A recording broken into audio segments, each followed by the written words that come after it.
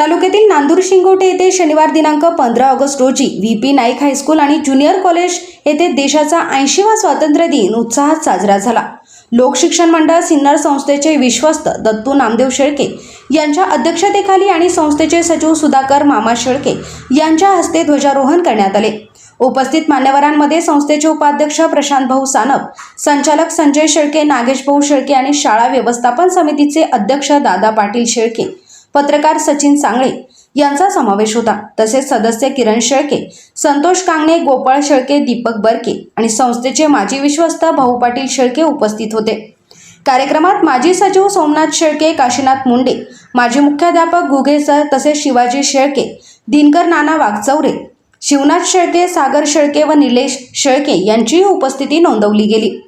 शाळेचे प्राचार्य बिडगर सर आणि सर्व शिक्षक वृंद व शिक्षकेतर कर्मचारी यांच्या सर्वांच्या प्रयत्नांनी या कार्यक्रमाला विशेष दर्जा प्राप्त झाला।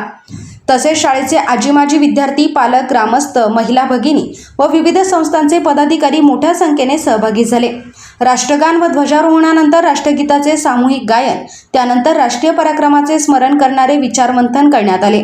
विद्यार्थी व शिक्षकांनी स्वातंत्र्य दिनाच्या पर्वाच्या उत्सवात शालेय कार्यक्रम सादर केले, ज्यात देशभक्तीपर सामूहिक गीत, कवायत, प्रस्तुत्या तसेच गुणी विद्यार्थ्यांचा गुणगौरव यांचा समावेश होता।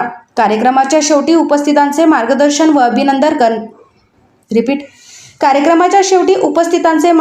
व अभिनंदन करताना मान्यवरांनी शिक्षण व राष्ट्रसेवेचे महत्त्व अधोरेखित केले। कार्यक्रमाचे आयोजन व सुव्यवस्था करण्यासाठी शाळा व संस्थेच्या सर्व कार्यकर्त्यांचे आभार मानण्यात आले आणि पुढील वर्षीही असाच उत्साहात सोहळा साजरा करण्याचा निर्धार व्यक्त केला गेला। SN न्यूजसाठी संतोष शिरसाट।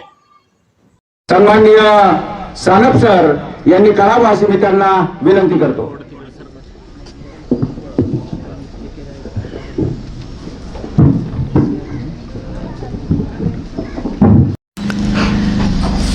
व्ही.पी. नाईक हायस्कूल आणि ज्युनियर कॉलेज नांदूर शिंगोटे या शैक्षणिक संकुलामध्ये 80वा स्वातंत्र्य दिनाच्या निमित्ताने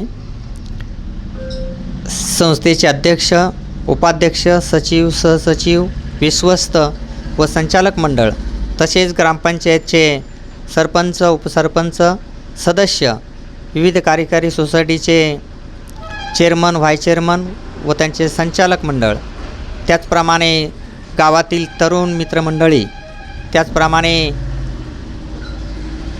देशप्रेमी व सर्व शिक्षक, शिक्षकेतर कर्मचारी, विद्यार्थी, विद्यार्थिनी हे सर्वजण या कार्यक्रमासाठी उपस्थित राहिले। मी सर्वांचे विद्यालयाच्या वतीने सहर्ष स्वागत करतो व आभार मानतो। जय हिंद, जय महाराष्ट्र।